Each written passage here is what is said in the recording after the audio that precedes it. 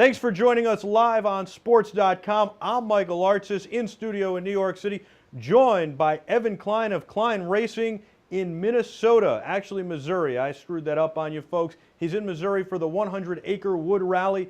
Evan, thanks so much for joining us. I know that you went through the recce this morning, which stands for reconnaissance, where you mark off the course and figure out your spots, where to accelerate the best, where to slow down the most, and how to handle the course as well. And then you went through your inspection. How did all that go? It was kind of challenging. It started off very well, and then it started pouring rain, and it rained relentlessly here. Very difficult to do recce in because visibility was very poor. But we got through it, got through our inspection. So now we're just doing some final car prep tonight, and we'll be ready to start the race in the morning. How does it change what tire setup you go with and how you prepare the car with the weather conditions as they are? And also, it makes it a little bit more difficult, I would imagine, the fact that it is raining when you do the recce, and it might not be raining tomorrow, and you have this, you don't know what setup to go with now.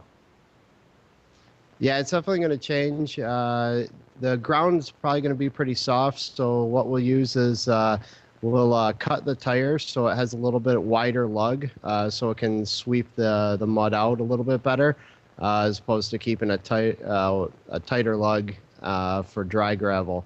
So we've got a pretty good wet gravel setup already set aside to go on the car. Other than that, suspension will stay pretty much the same as we would if it was dry or wet, because you know, the handling characteristics are going to be fairly similar. The roads look really fast. You know, hopefully it doesn't get too rutted with the soft mud, but you know, we'll have to wait and see. Now, I know you got the car with the sports logo on it, and you're tuning it tonight. What other changes are you going to be making to the car tonight, other than slashing the tires? And I know that sounds terrible to the viewers, but making those notches with a knife. Other than that, we just got off the dyno the other day, and we're able to make another 50 foot-pound of torque throughout the power band on the vehicle. So it's much more responsive. As well as we got a new suspension setup that we're trying out for this event, and a larger brake setup up front. So braking and handling characteristics should be much better, as well as acceleration should be much better. So we're really looking forward to feeling the new setup on the vehicle. How hard is it going into the race with this new setup without being able to actually test the setup because of the conditions today? So you're really going in blind with how the new brakes handle and these and how much power you actually get out of the car now with the new torque. Yeah, fortunately for us, they have a practice stage first thing in the morning that we got to get up bright and early at, I think, 5:30 a.m. Get ready and get out there and make a few hits on the practice stage, and that'll help us fine tune the setup before we go out and start the actual race. Practice stage known as shakedown, which is my favorite stage because I've gotten a ride during shakedown. How important is this race in your season? You guys had a good start to the season at Snowdrift just a few weeks ago, and now I know you'd like to finish first, but how important is it to come in the top three? It's very important for points for us. We were doing very well at Snowdrift, but we finished a little bit behind where exactly we wanted to be. So we definitely need to push and make up some points before we head out west.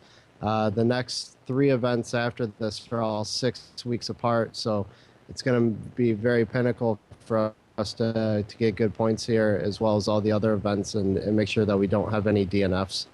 Now, I want everybody watching at home to know that you're not a part-time DJ, although it looks like you're in a laser light show right now and you do have headphones on. The headphones are simply for the interview. It's a loud room, and I'm not really sure what's going on with the laser light show, but I hope after you fix the car or get it tuned up for tomorrow, you do have some fun before you hit the sack. How has it been working with Greg Dorman, your co-driver, through the recce and through the first race of the season at Snowdrift? It's been absolutely phenomenal. Me and Greg really connected in the car. We've been working together and really intuitively to get the whole setup done and and our whole overall program out there and to the next level. So it's helped out very well. We actually just took a look at some of the footage from Snowdrift. You know, Greg and I went in go-karts just a few weeks before Snowdrift. We had a go-kart race, and Greg's show is going to debut next Thursday here on sports.com. And you can check out our website, sports.com, sportce.com, to find the listing on when his show is on. But it'll be Thursday evening, and I hope that Greg shows the clip of us racing. Well, I'm not going to tell you who won, but I do think that there was some cheating involved, and there might have to be a rematch. Hopefully it wasn't Greg cheating, but yeah. I'm not going to give it up. I want everybody to tune in next Thursday to watch Greg's show and the race when I raced him in the go-karts. How important is doing something like go-kart racing between races to keep you guys tuned up for the races? Doing small little events is key. It keeps your focus there. The main thing is it helps out on your visual aspect and your depth perception. When you're doing the small scale, it's easily adaptable to the larger scale. So it's real. Plus, it's fun, so it gets you out there and you enjoy it. But it's a key factor in having a good, successful race program.